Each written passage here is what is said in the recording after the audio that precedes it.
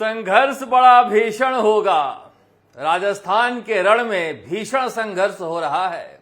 आसमान से आग बरस रही है और दिलों में भी आग लगी हुई है।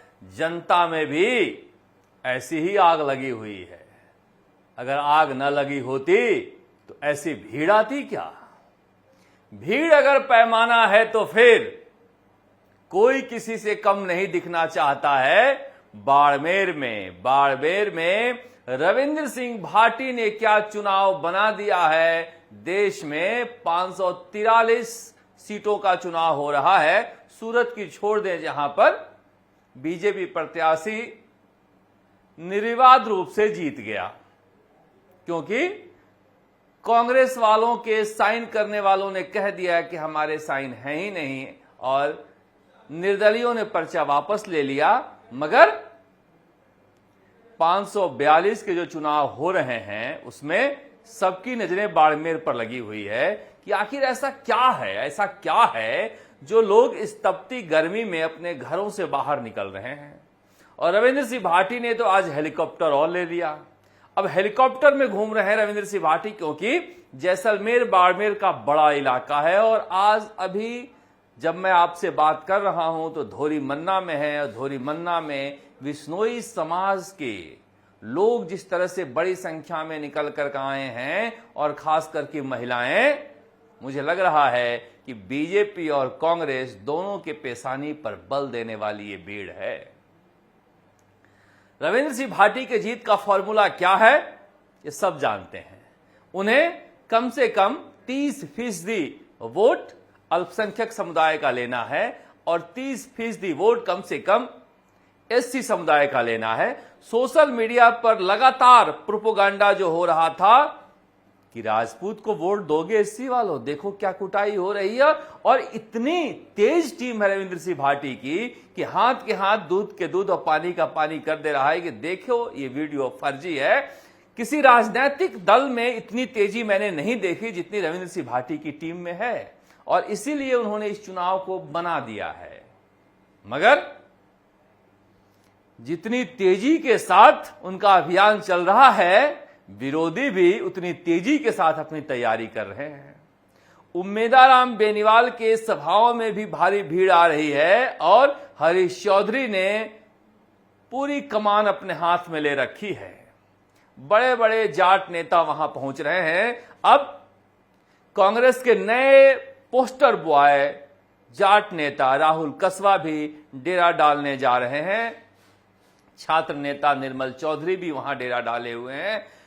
जिस तरह से वहां पर जातिगत बंटवारा हो गया है, उसमें किसी भी तरह से कांग्रेस कोशिश कर रही है कि जाट वोट बैंक बीजेपी की तरफ ना जाए।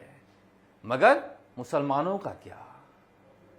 अमीन खान के घर पहुंचे थे उम्मेदाराम बेनीवाल हाथ जोड़कर समर्थन मांगने के लिए, मगर अमीन खान जानते हैं कि आज मैं हार कर घर बैठा हूं तो हरीश चौधरी की वजह से, क्योंकि फतेह खान को उन्होंने ही खड़ा किया था। उम्मेदाराम से बोले अमीन खान, मेरे पास क्यों आए हो? हरीश चौधरी ने मुसलमानों में बंटवारा कर दिया है, उसी के पास जाओ। और उम्मेदाराम बेनीवाल को खाली हाथ लौटा दिया, मगर ये जरूर कहा कि हम फैसला 26 अप्रैल को करेंगे, यानी चुनाव के दिन करेंगे। अब देखिए, इतना संकेत काफी होता है, और यहीं से रविंद्र सिंह भाटी को संजीवनी भी मिल रही है। ऐसे में बीजेपी को लगता है कि अगर बंटवारा होता है मुस्लिम वोटों का या एससी वोटों का, तो हमारे लिए भी गुंजाइश बन सकती है, क्योंकि मूल ओबीसी हमारे पास हैं। राजपूत वोटों के लिए भी वहां नेताओं को लगाया गया है, और जाट वोट के लिए भी ग्रेट खली से लेकर रिशपाल मिर्धा, जो नए पोस्टर बॉय तो नहीं कह सकते, नए पोस्टर ओल्ड मैन हैं बीजेपी के, उन्हें वहां पर ड्यूटी पर लगाया गया है। वो फटकारे मार रहे हैं बीजेपी के लिए। और अब रविंद्र सिंह भाटी की धार को कुंद करने के लिए कंगना रानौत आ रही हैं, और कंगना रानौत राजपूत वोटों को साधेंगी जोधपुर में, बाड़मेर में, जैसलमेर में। अब एक रविंद्र सिंह भाटी के लिए कितना मुकाबला करना पड़ रहा है बीजेपी और कांग्रेस को, पूरा संगठन होते हुए भी आप खुद ही देख सकते हैं। मगर क्या होता है कि आपके पास अगर पूरा संसाधन हो और कोई व्यक्ति अकेले लड़ रहा हो तो सिंपैथी भी हो जाती है। अब लोग सवाल उठा रहे हैं कि रविंद्र सिंह भाटी के पास पैसे कहां से आ रहे हैं?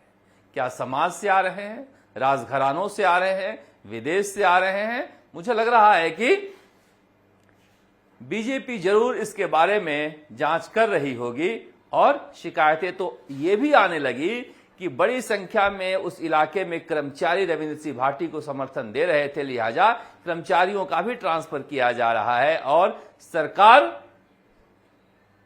की तरफ से अधिकारी वहां पर बैठाए जा रहे हैं ताकि जो बीजेपी के कैलाश चौधरी हैं उन्हें किसी भी तरह से जिताया जा सके। ये सब आरोप है, इसमें कितनी सच्चाई है पता नहीं, मगर जो दिखता है वो मैं बता रहा हूं कि मुकाबला कांटे का है। कई लोग अभी भी कह रहे हैं कि मेदाराम बेनीवाल चुनाव जीतने जा रहे हैं, और कई लोग यह भी कह रहे हैं कि नहीं, रविंद्र सिंह भाटी निकल भी सकते हैं। मगर वो राजस्थान में हर सीटों का हाल यही हो रखा है। आप देखते रहिए चुनाव आज तक। नमस्कार, जयपुर से शरद कुमार।